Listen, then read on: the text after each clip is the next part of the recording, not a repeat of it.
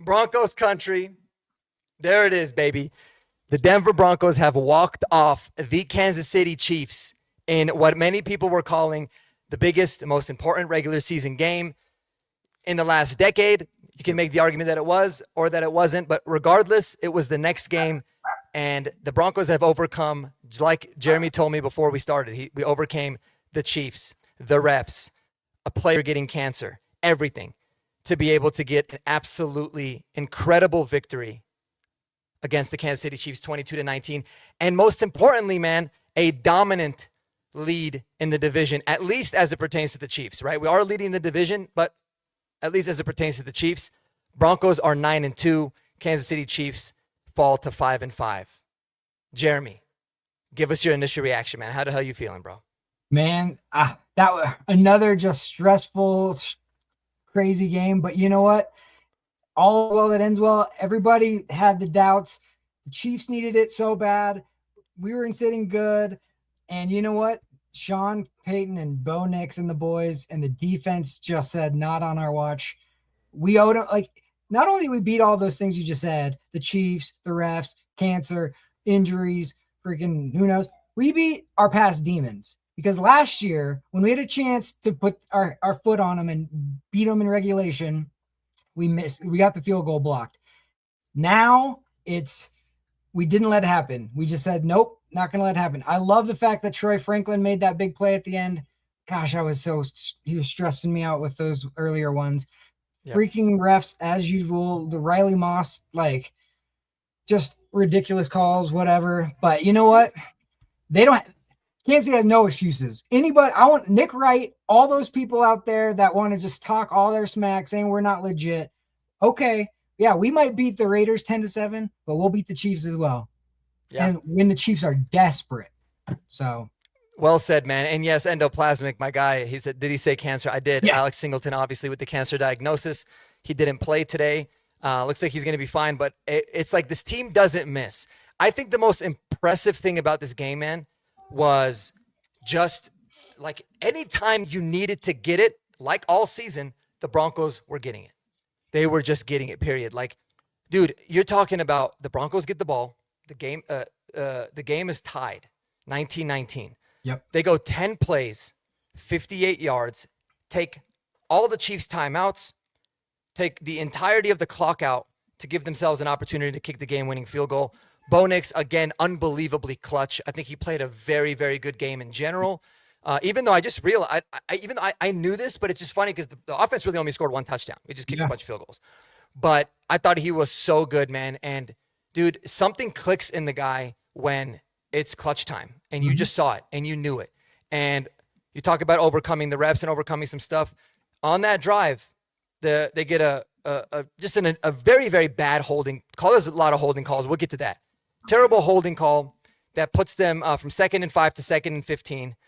And then I didn't like the shot play, but they missed the shot play. Now it's 3rd and 15. They overcome that, no problem. 20 yards to Sutton on an unbelievably beautiful play by Bo Nix.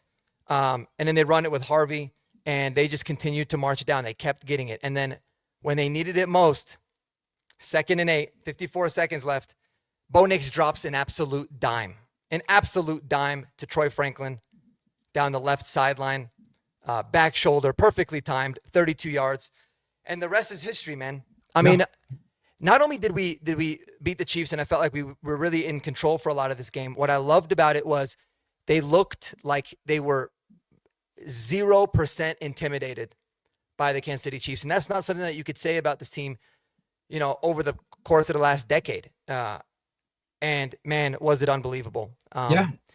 And, you know, what I really want to give my flowers to, who I think is the true MVP, who had an unbelievable game plan, and we'll get to Sean Payton because I thought he was great on offense. Yep. Vance Joseph in the defense today, man. Yep. I mean, just talk about that corner blitz. You fool Mahomes. And you basically like did to them what they usually do to teams. That's right. In terms of just like sending the corner blitz. No one saw it coming. Jaquan McMillan, huge sack to be able to give us the opportunity. It was unbelievable. Just, man, I love this team, and it's a great day to be a Broncos country, man. Dude, I loved that way that game ended so much because They got the ball back with 4.5 minutes left. And everybody, Tony Romo, freaking everybody in the world is like, it's Kansas City and this is their season. Da da da da da. They don't lose. He's 13 and whatever. Blah blah blah blah blah. Well, you know what? Got the sack, and then watching him whine like LeBron James for a foul when he's like, he hit my helmet, like on that sack, was the saddest, most pathetic thing I've ever seen. And I was just like, okay, dude, like, come on. And then the replay showed he didn't even touch his helmet at all. He just went high and then like grabbed his shoulders. And then to watch him helpless on the bench, watching us march down the field, and then setting that up and kicking that game winner, and Will got it, the line got it. It was just like all the crap we had to deal with for last year going through everything set it up to be even more, like if we would have won that game last year, that would have been for us. We would have been like, we've arrived. We can beat the Chiefs in KC under hostile environments, but it really wouldn't have hurt them that much. You know what I mean? It might have set them back like a game or whatever, but like, it wasn't like they were desperate. This year, they're desperate. They're 5-4. We're 8-2, and they need this game. And it's like, if you're going to do it, Kansas City, you got to do it now, because this is a division game and you're coming off a bye, which you never lose off a bye, all the crap, right? Yeah. And we're down Patrick Surtain. We're down J.K. Dobbins. We're down Alex Singleton. We're down, name all these people, right? And you still couldn't make the play when you needed to. And Bo Nix delivers yet again against Kansas City in the clutch. This time the field goal's pure. And man, it was just it was like a chef's kiss. All the stuff that I heard the last 2 weeks or whatever was just like, how do you like me now? You know what I mean? It was amazing. It was amazing, man. And dude, I don't even really know where to begin. Like, it's crazy how it completely is a 180 from last year. Like the same thing. We were 5-4. They were 8-2. We were in Arrowhead. They blocked the kick. They go to, we go to 5-5. They go to 9-2. And so now we just flipped it on them. But I think what the most impressive thing about this game overall with the Broncos is just the fact that, like, I didn't see them complaining. Like, I was complaining about the refs and all that. And you kind of know, like, there's going to be those calls against the Chiefs. It's inevitable. I don't really care what Chiefs fans say, or you could look at the data. Like, it's kind of a known thing, and it's fine, whatever. But they didn't even budge. Like, they had a couple of different 3rd and longs where they just said, let's get our head together and let's go out there and make a play. And that's all they did. They went out there and they made plays, man. And I really think that Mike McGlinchey false start penalty saved us. I'm not going to lie. At the time, I was really happy that we weren't going for it. It was a really risky move, I felt like. So I had some friends over to watch the game, and I was like, I wouldn't go for this, but I hated being in the situation. I so desperately we needed that first down so bad that I was like, gosh, I want to go for it, but I just don't think it's the smart move, because if you miss that, you could lose. Like, they had the momentum, and I was like, oh gosh. And then when that happened, I was pissed at ourselves for another stupid penalty, another unforced error. But then at the same time, I thought, maybe that's not so bad. We'll see what happens on this next drive. If we get a stop here, I don't hate it. And luckily we did. No, man, it was huge. And I, like I said, at the time, I was like, obviously a little bit upset, because you're thinking, man, it could be massive if we get it. But then once we got the stop, and then we eventually, kicked the field goal to tie it, I was thinking back on it. I was like, man, that could have saved us and really given us this opportunity. So I'm really happy that it worked out. But I want to give Vance Joseph his flowers. I thought he was phenomenal. Good. 100%. Vance Joseph. They took that one shot of him on the sideline dialing something up, and I was just like, I'll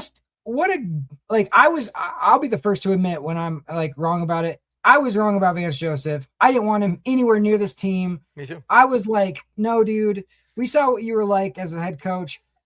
You might be okay as a defensive coordinator, but I just don't want it here. And we got stomped on by Miami. And I was like, if they don't fire him this week, I'll be upset. And he's done nothing but like dial it in. And he's turned guys who were drafted in the 2nd and the 3rd and the 4th rounds into superstars in the 7th round. Cooper, Like, he's gotten some guys. It's not like we've just gotten first round picks, like it's all Pat Surtain guys. It's like Riley Moss was a third rounder.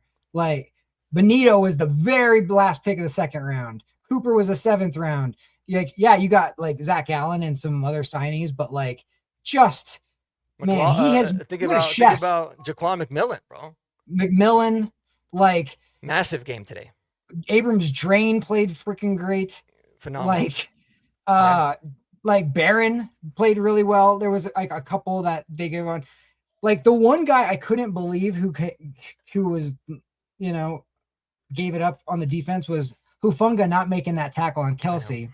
And I was like, if there's one player on our team that I would trust to make that tackle, it would have been him. Yeah, and I was so upset. But you know what? Like, somebody knew, like, let's just make this extra difficult. And then when we blocked that extra point, Crum even coming in the clutch.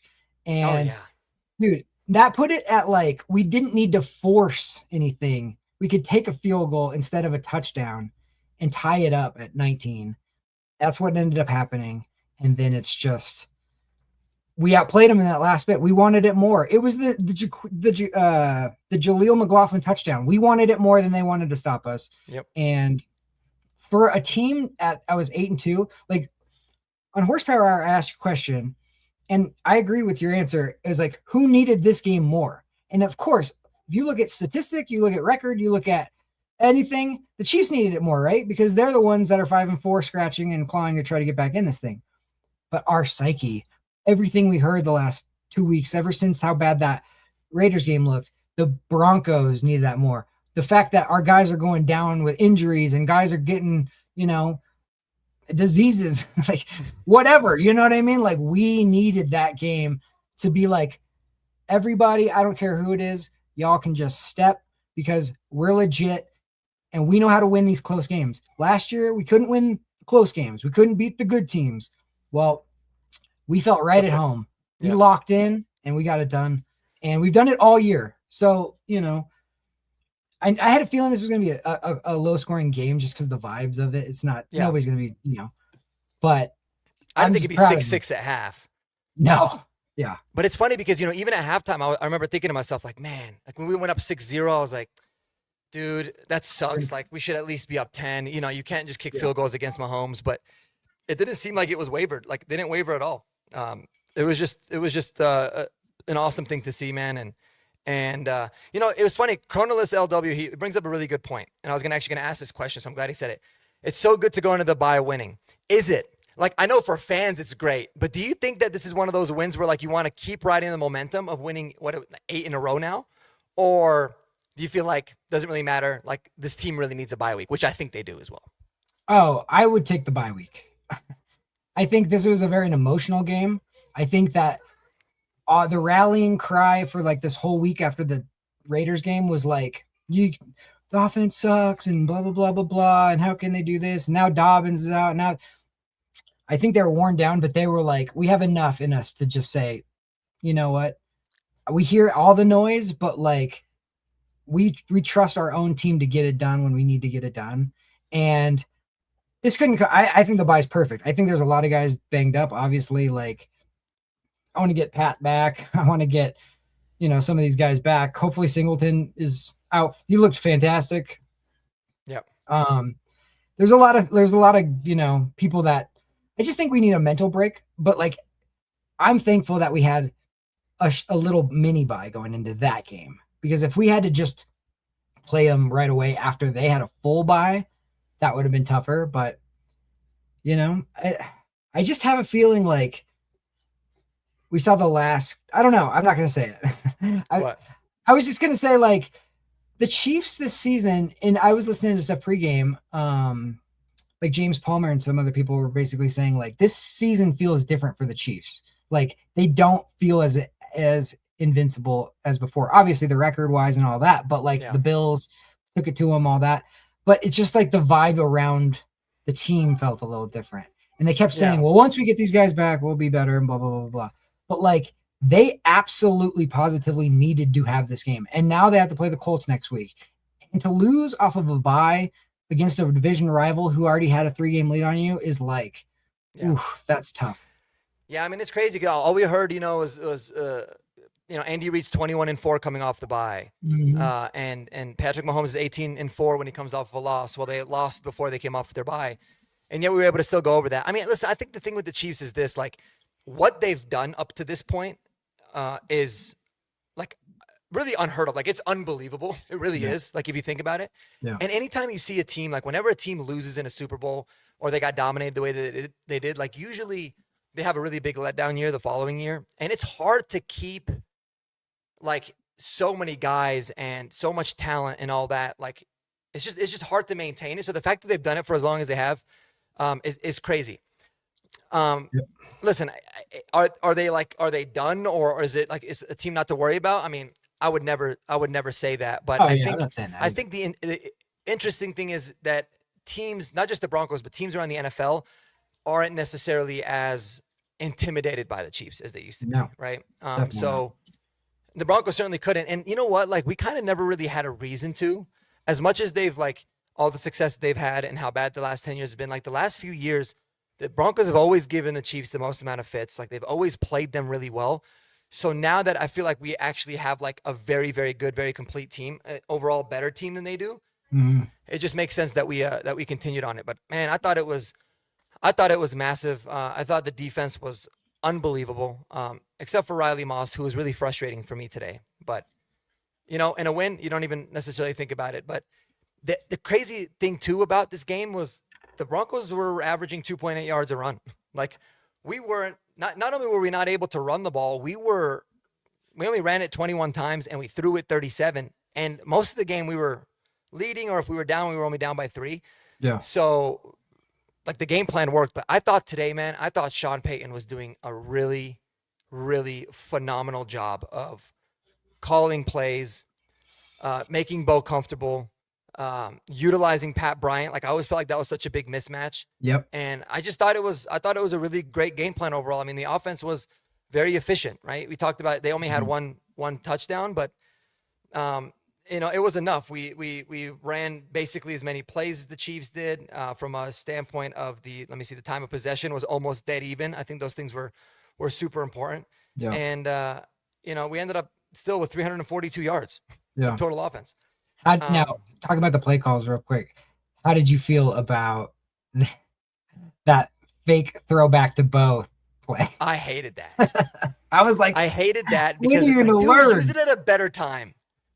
What do they use it at midfield? Yeah, But, and Harvey, it's like he was double cut.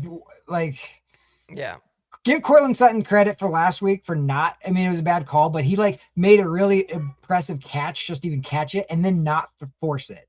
Mhm. Like it kicked us out of field goal range enough, which it's like, well, maybe you could throw it away, maybe I don't know. But like Yeah. Harvey was like, I'm throwing this 100% no matter what, and I was like, Yeah. oh my god, no. Yeah. No, I mean, obviously it's never going to be perfect, but I thought he had a really good game plan. And you talk about another moment, man. I mean, Jahdae Barron gets a pick six, like his first career pick six. Think about the moment, like the biggest moment of his career. And they ended up taking it away on the most ticky-tack call. And I was devastated, but the team they didn't flinch. Like they didn't flinch. They just kept on playing. And that's what I love to see the most. It's gotten to the point with the refs that they're like, we are going to just build into our minds bad calls. Like we're not even flinching off bad calls anymore. We're not going to whine about it. We're not going to cry about it. We're not going to explain it was a bad call, even though everybody in the world can see it's a bad call. We're just going to just build it in. Yeah. And the mentality is like, yeah, they took away 7 points. That call on Riley Moss was the biggest bunch of crap I've ever seen. You could call that on every single like throw. And then they're like completely hugging us, holding us, doing everything else, bumping us way after 5 yards, never get a call.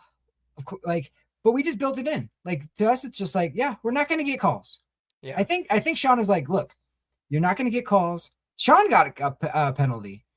Like he got ran into and then he got caught a 15 yarder. You know what I mean? It's like, they'll call it on anything. So it's just like, okay, well, just know it. Just know going in, they're going to be against us and we're going to beat the Chiefs and we're going to have to we have to overcome everything, But Yeah. if you just build it into your mind, Like You that's the way did. they have to be. No doubt, man. I think you absolutely nailed it. And the problem with the refereeing, man, and it's not just as it pertains to the Broncos. I mean, obviously we see it more because we watch every snap, but it's just the lack of consistency. Like if you're gonna call everything tight, then just call everything tight the whole game. Don't just like randomly call something really tight and then let a bunch of shit slide. That's where I see the problem. Like they call like even the holding call. I don't know if it was on Palczewski or if it was on McGlinchey. There was two separate ones, but it was like one was so like borderline, and then they would like three blatant ones that they were holding the shit out of DJ Jones, like he's literally Oh, getting held God. back, and then they just pretend like they don't see it. Like that's where I get bothered by it, you know. Yeah. Oh, yeah.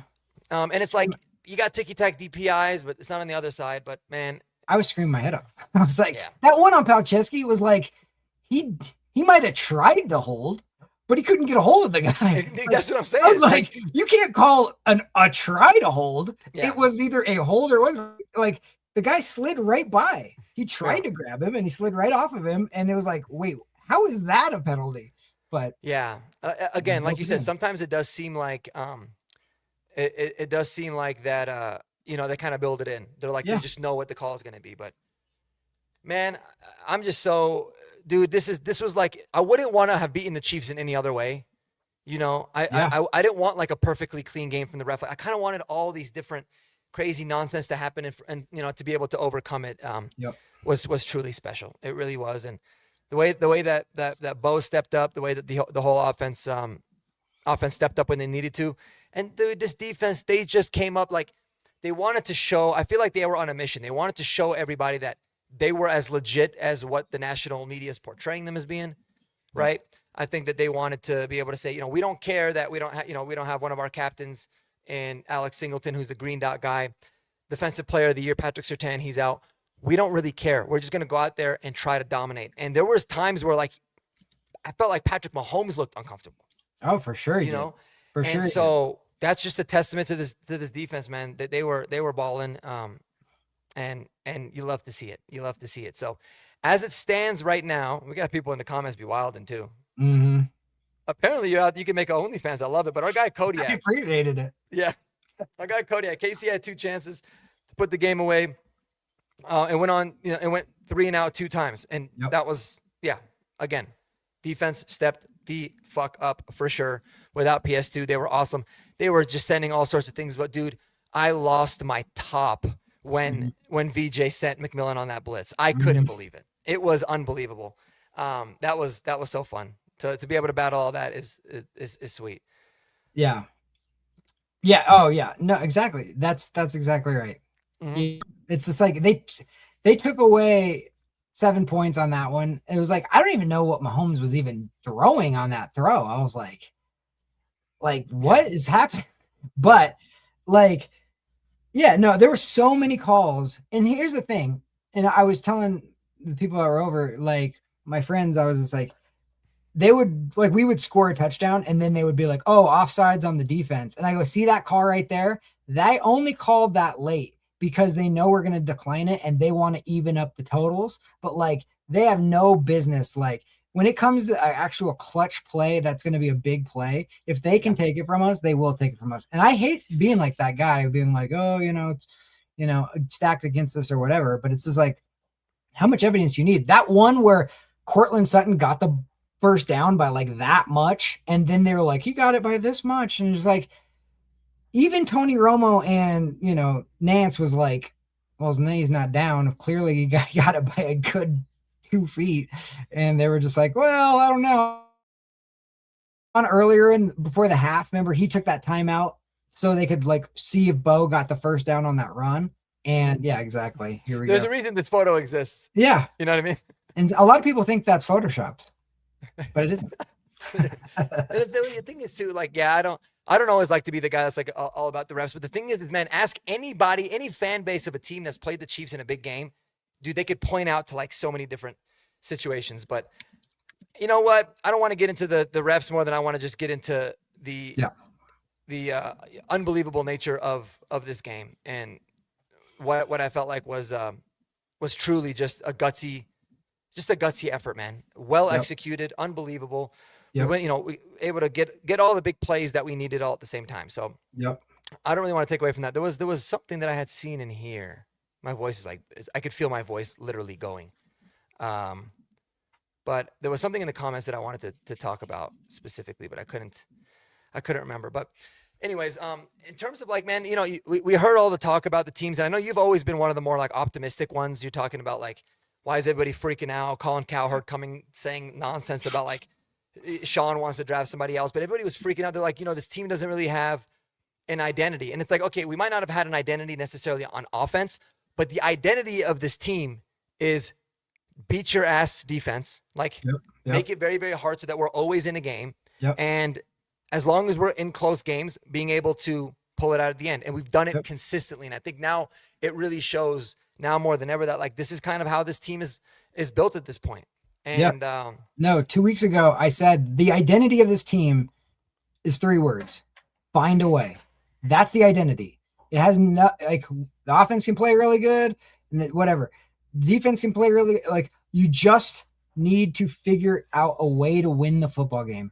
Like this is 8 games in a row we've won, and 2 of them have been blowouts, and the other ones have been either comebacks or close games or barely holding on or whatever it is. But it's like your identity when you demonstrate ability over and over and over again, that's what it is. Like you have confidence in yourself because I've been here before.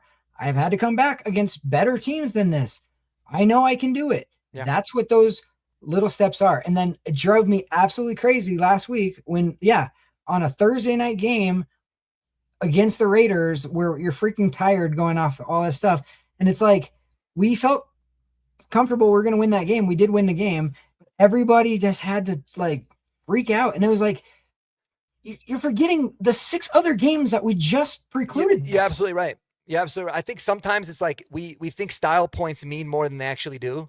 Yeah. Because I think that there's some situations where style points, it's important, right? Like, but the thing is when this team wanted to show style points, they did. They played the worst defense in the Cowboys. They absolutely smashed them, right? And yes, you're not going to have the perfect games, but in general, it's like that's exactly what it is. It's find a way, and that's what this team does. And man, a really special shout out again. I had it on my notes. I'm glad that I actually saw it. Is Darren Rizzi with the special teams performance. It's been a really tough year at times, but man, I felt like he outcoached Dave Toub, who's like one of the best. Dave Toub, however you say his name, one of the best special teams coaches. That was one of the phases of the football game where I thought, man, we have a really big disadvantage. Like it was great to have Mims back, which was helpful, obviously having a huge return to set us up. But dude, like we almost had a blocked punt. We had the blocked field goal, which was massive because kicking that field goal when this game is tied is so much more like less worrisome than if we were down 20-19. Yeah. It ended up being huge. My neighbors and friends that were over, they're like, we're going to get the touchdown here at the end. And I go, no. It's like, we're not going for a touchdown. Yeah. I was like, we're going to get as far as we can. And then we are going to run it out as far like to 3 seconds, take a timeout and then kick a field goal. Worst case scenario goes into overtime, but you are not giving the ball back. Exactly. Any circumstances. Dude, the most important thing was do not give them the ball back with any time left at all. Yeah. I don't trust the refs. They'll call crap they'll just throw it deep to Riley's side and then they'll go, oh, Riley did, he picked his nose and therefore it's whatever. And you're just like, all right, so we can't do that. Even in general, like you don't want to give the ball back to Mahomes, right? Oh, for sure. Like that was, for me, I was like, dude, like make sure that you just they're burning the timeouts. And I thought they played it perfectly. Yeah. At the end of the game. I thought they did a really good job there. So that was awesome. And then I don't think, man, and I could be wrong, but I don't think I've ever seen Frank Crum on field goal block. So I was like, why? They must have seen something or switched something up. They put him on there, 6'7". He gets. I mean, it was amazing. It was such a good play, huge play. Yeah. Oh, that's gonna be one of those plays that's completely forgotten about in this course of this. They're just gonna remember the Broncos, marched down and got the field goal, whatever. No.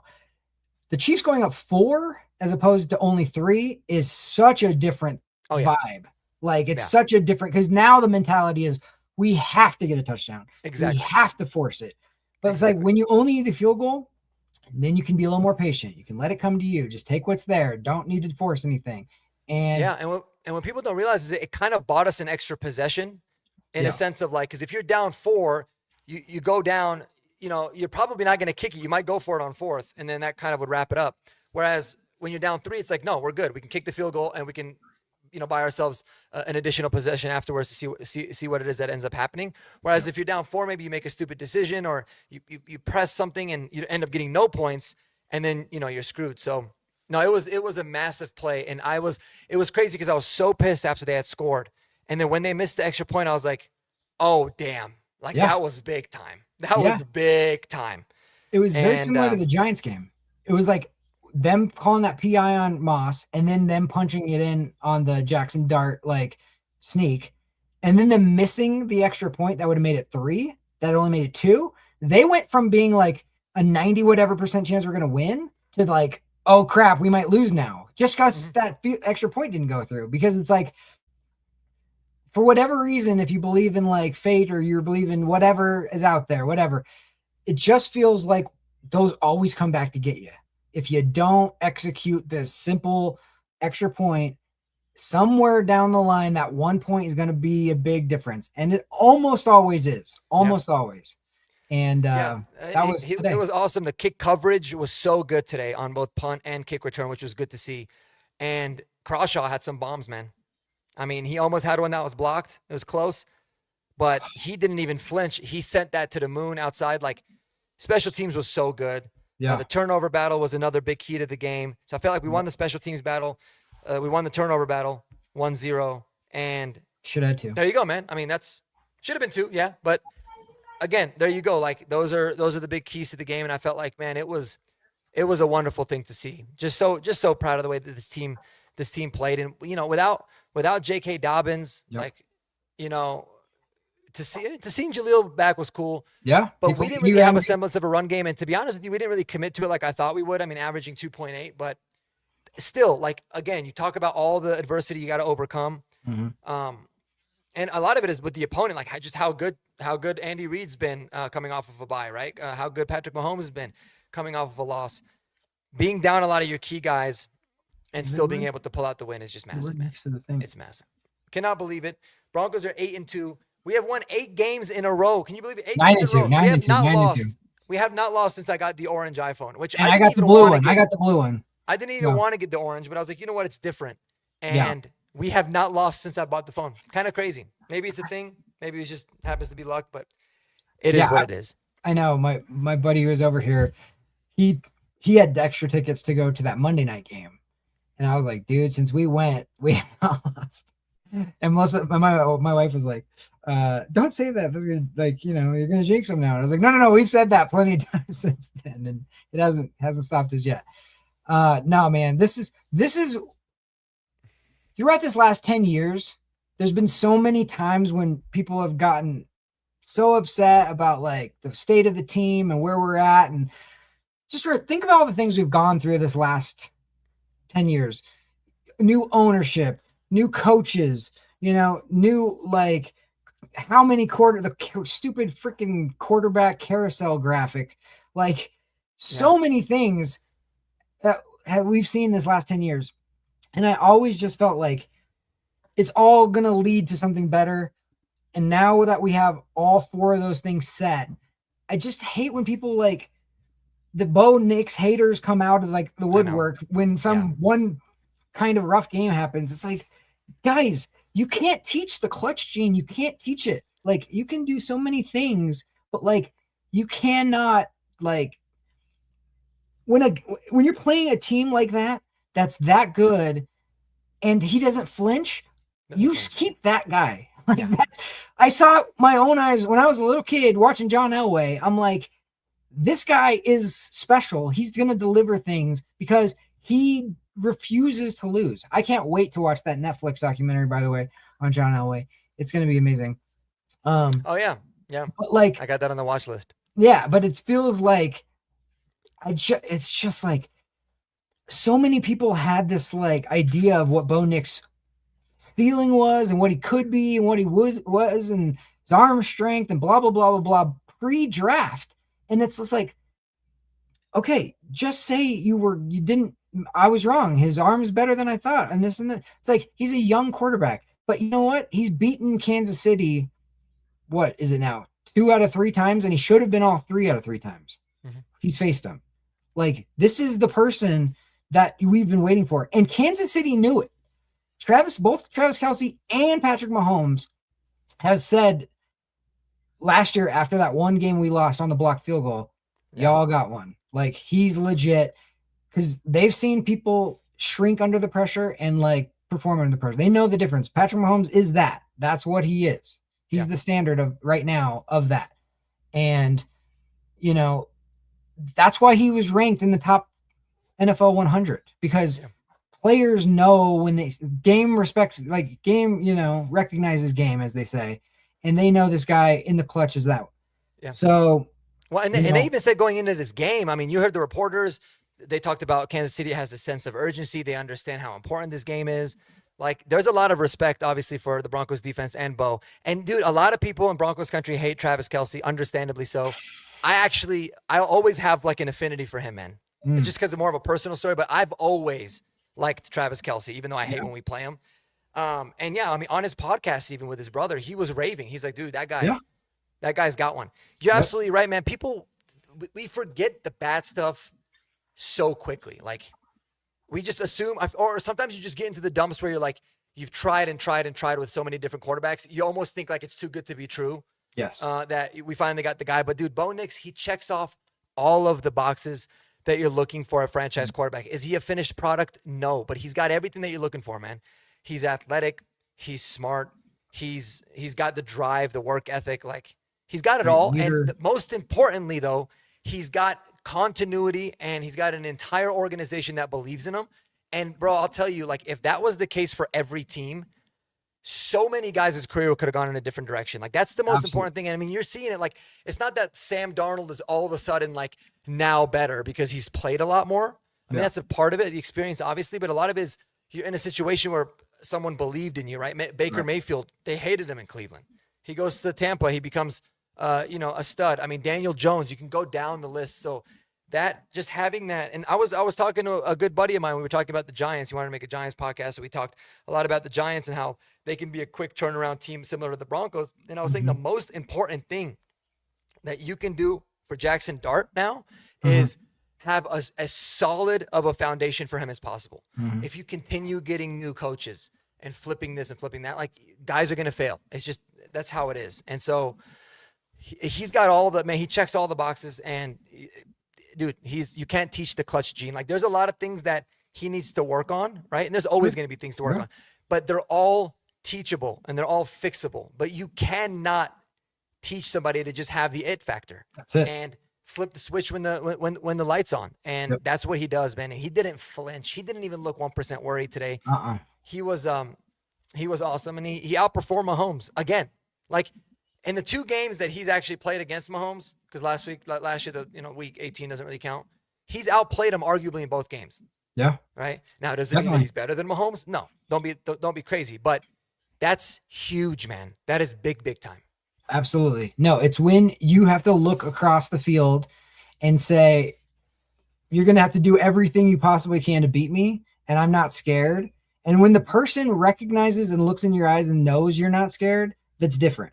It's not like, ooh, let's hope that good things happen, and if everything goes right, maybe. It's like, no. It's like, I'm going to give you everything I got, and you're going to have to beat me, because I'm not going to just, like, wither. And that's the difference between, like, the greats.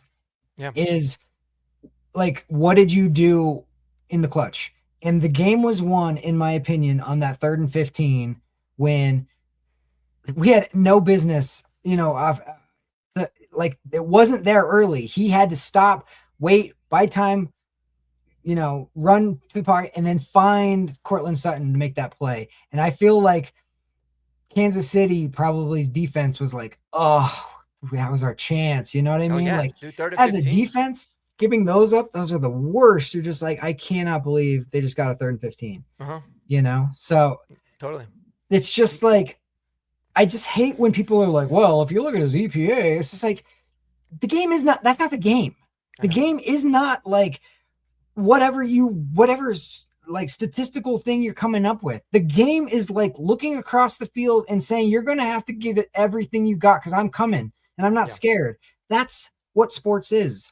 Bro, and I'm telling you, like, people always remember the comeback wins, and they rarely remember how bad the player played, except for like now with Broncos country, but I think that'll eventually subside. Because if that was the case, dude, people would remember there was so many games where Tom Brady, especially big games, was awful, like Oh yeah. horrendously bad. Yep. But, he had his teammates, he had his coaches, he had some people, keep him in the game. And then every single time when it mattered, he would come out, make a huge play, and no one would care about what his box score was. And they would completely forget about the 3 quarters of him being shit. Dude, Yeah, there was of course. Super Bowls where he was awful in until it mattered. And that's what makes him, one of the GOATs of the generation because he had that clutch gene. So that's always the most important thing. Everything else can get itself fixed. But I thought Bo was great today. I thought his feet looked good. I thought he was accurate, man. I was so fired up with the way that the team played. And Miguel he Resend is over here like, saying, "Do you see the Broncos in the Super Bowl?" I'll let you take that one. oh, I mean, I think we definitely have the team. Sean said it in the preseason, and we were all like, "Whoa, that's crazy statement to say about your team that you're not expecting." But it's like there's so many things. You have to be good and lucky, right? That's always what has to happen. But Sean Payton said that in his entire coaching career, he's had 6 teams that he felt had the chance to get to a Super Bowl. Mm-hmm. And he said this is his 7th team.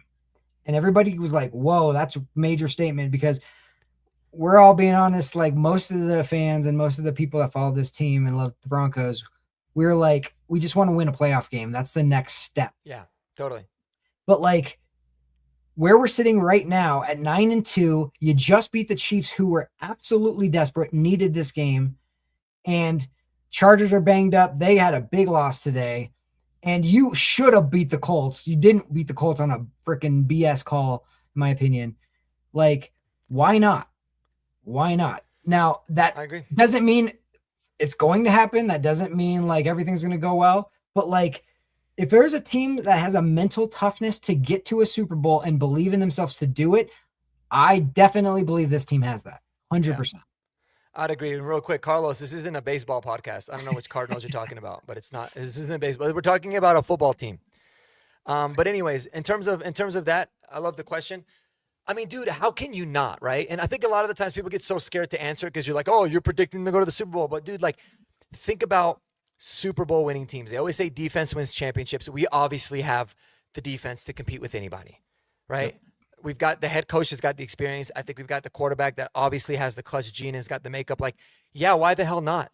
If you're a team that just gives yourself a chance to win, like you're in close games and you give yourself a chance to win, that's all that Super Bowl champion teams have ever done. I mean, look at what we did in 2015, but not even us. Like, there's a ton of different examples of teams that like they weren't dominant. They weren't scoring 40, 35, 40 points a game.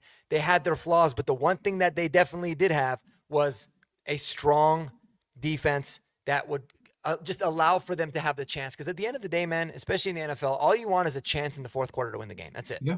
Yep.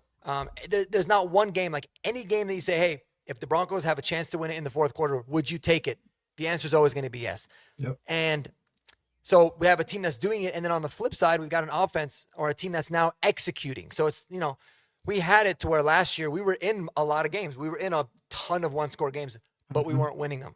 Mm-hmm. Now we're figuring out a way to win it. So, yeah, I mean, of course we have a chance at the Super Bowl, but obviously there's so much that's got to continue to happen and for us to get there. So we'll take it week by week. And yeah, and any team in the AFC West, if you come out of the AFC West as the AFC West champs, you're legit. 100%. There's no way you're accidentally winning the AFC West. Mm-hmm. Okay?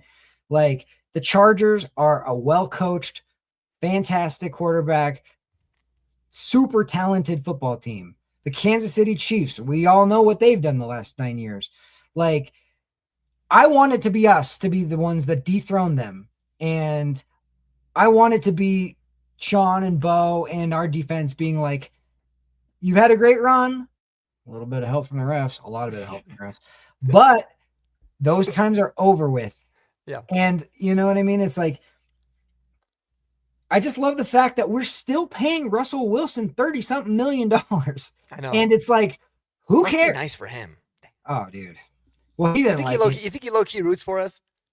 No. He's like, man, that check was nice. I don't know. Like, He I'll put all should. the He should, but I don't think so. Yeah. But like, I'm just like, when you get the right pieces with the right people, like Doug said it earlier, there feels something special about this team. I totally agree. And you know, a team is special when the guy who's come through for you over and over and over again kind of messes up today and kind of gives up the lead in Talanoa Ufunga. And the other guys are like, don't even worry about it, bro. We got your back. We're going to stop him the next time. And Bo Nix goes down. Even Frank Crum blocks. Bo Nix drives down, kicks the field. Dude, Will Lutz, 54-yarder.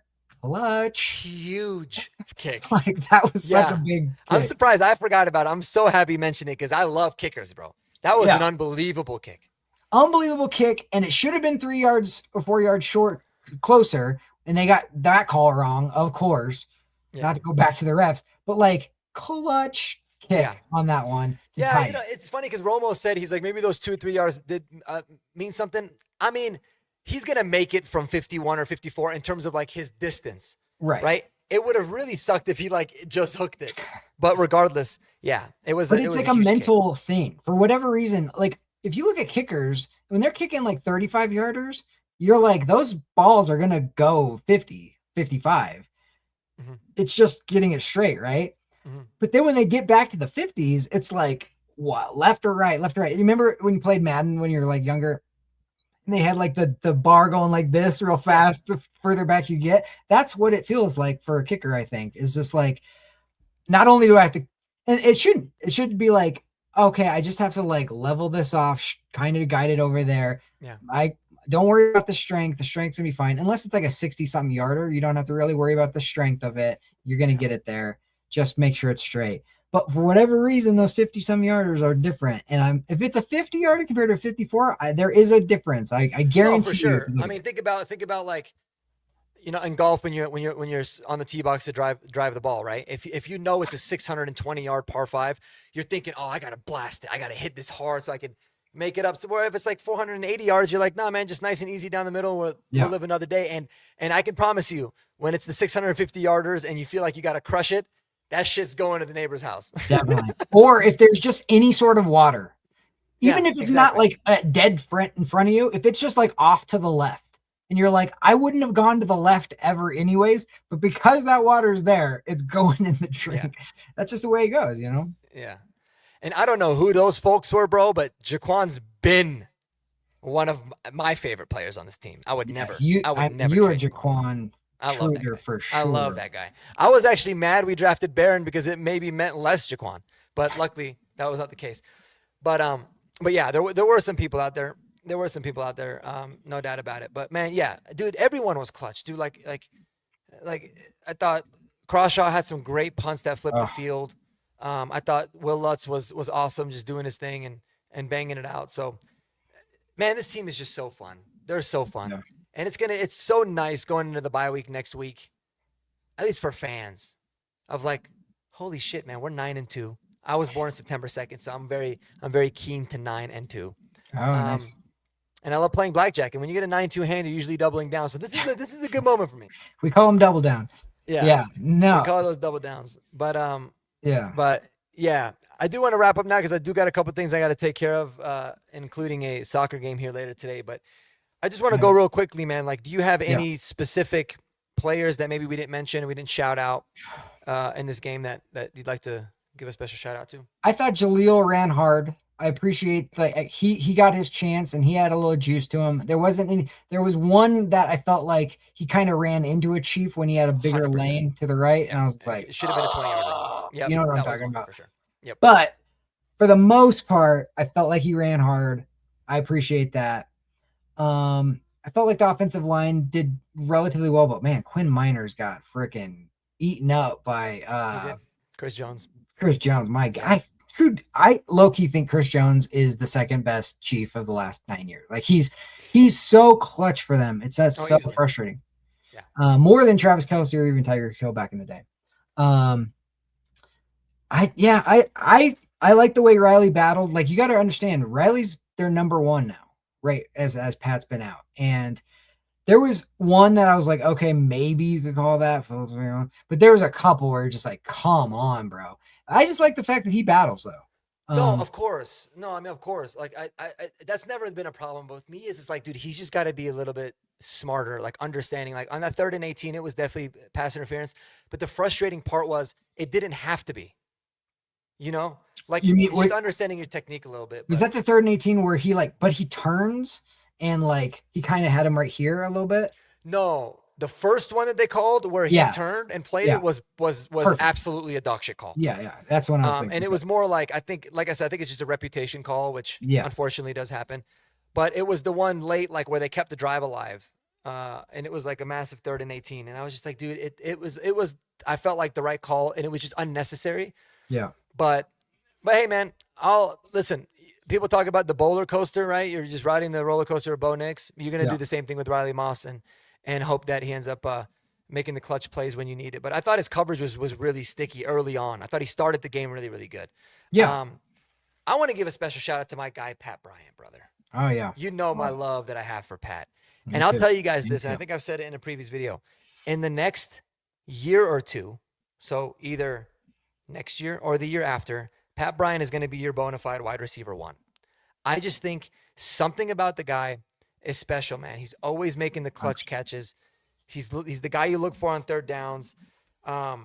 He's just really damn good. And I love the combination of Sutton and Bryant and Franklin. Like I really like, the fact that Sutton garners so much attention and is still clutch when you need him to be. That's obviously great. But Pat Bryant kind of coming into his own, man. It reminds me of the Sutton and Tim Patrick days. Yeah.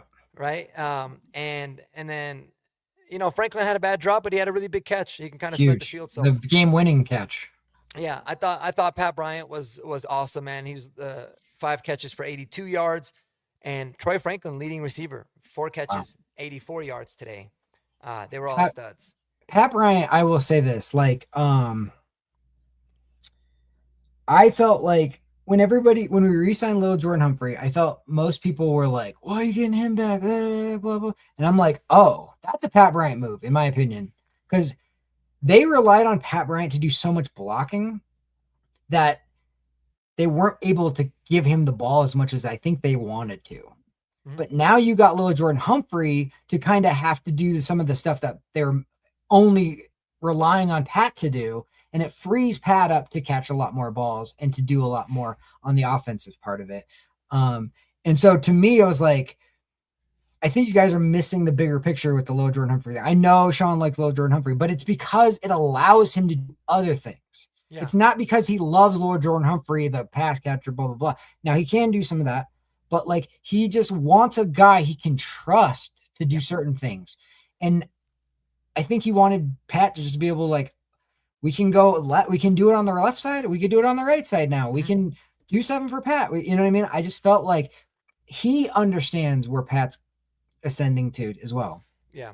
No, I think this year I was totally fine with the Little Jordan Humphrey signing, and I felt like I was a little bit worried that like, is he going to take snaps away from others like we would complain about last year? Because my problem with Little Jordan Humphrey last year wasn't that like, oh, Little Jordan Humphrey's terrible. Like I saw a lot of good things from him, but I felt like, man, he's hampering the growth of like Troy Franklin and Devon Vele at the time. Right. But now I was like, I didn't think that's how Sean Payton was going to utilize him, and thankfully he didn't. So I thought the signing overall was really good, but you do make a really good point in the sense of like now teams don't know, like, are you going to block with Pat Bryant? Are you going to block with Little Jordan Humphrey? Because both those guys can do it, and both those guys can also beat you in the pass game. So it gives you a lot more. It gives you a lot more options. So yeah, I thought they were dope. Yeah. Last thing, just closing. Like, I just want to show like how proud and happy I am of just like the mental toughness of the team. Like, they had a lot of excuses going into this game of why they shouldn't win. You had a built-up lead. You had tons of injuries. You had freaking, like I said earlier, cancer diagnosis. You had a bunch of stuff that been like, well, Kansas City, like we still are going to be in first place. And then you had the Chargers blowing it early, right? So you're like, you're going to be in first place, win or lose. But like, it takes a special team and a special types of people to be like, I don't care about, I'm not doing this for excuses. I'm not doing this for any other reason. I'm putting my head down and we were going to find a way to win this football game. And if we don't, I'm going to give you everything I got. I'm going to leave it all out on the field. And that's what they did. And that's why they won this game. And that's why if we do bigger things, it comes playoff time, it'll be because of that. Yep. Well said, my guy. Well said. Well, everybody in the chat, man, you guys have been awesome. Well, most of you guys, some of you guys have been kind of weird, but everybody watching live, you guys are dope. I appreciate y'all. Enjoy the hell out of this win, and be sure to tune in to Horsepower Hour tomorrow, 8 p.m. Myself with Jeremy, obviously, David Talks Broncos, and Kodiak Broncos as well, man, because it is going to be a lit show. We're going to have a great time.